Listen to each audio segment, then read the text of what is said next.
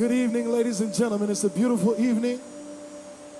And we are all here to celebrate two very beautiful people. So if you could please help me welcome to the dance floor for their very first dance as a married couple, Mr. and Mrs. Christian Huff.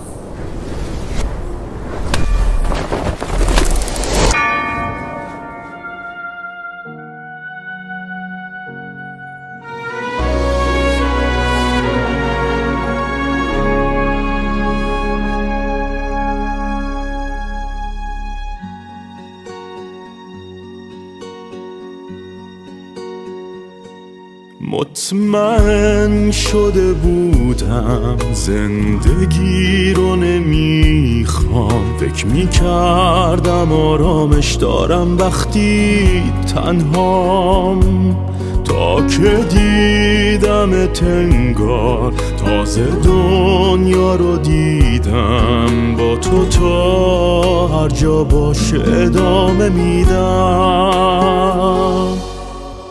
کسی قبل تو نتونسته بود حال منو زیر و رو کنه، تو فقط میتونی راهشو میدونی، قلبم تو دستای توه. آرامش من همین سه خوبه که دارم از تو میگیرم، باورم نمیشد دنیامون یکی شد، آیندم و با تو میبینم، با تو میبینم.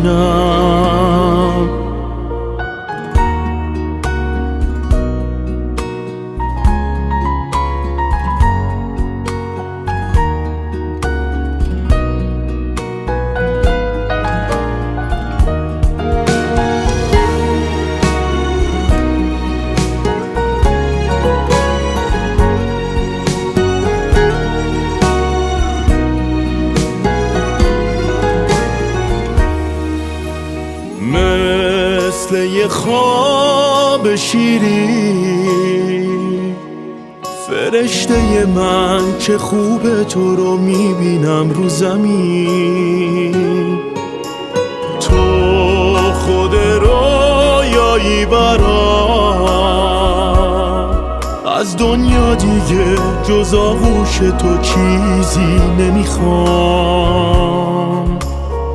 میترسم از فاصلمون، هیچ وقت دور از این خونه نمون، دنیا تموم میشه برام اگه کم شه رابطمون. کسی قبل تو نتونسته بود حال منو زیر و رو کنه، تو فقط میتونی راهشو میدونی، قلبم تو دستای توه.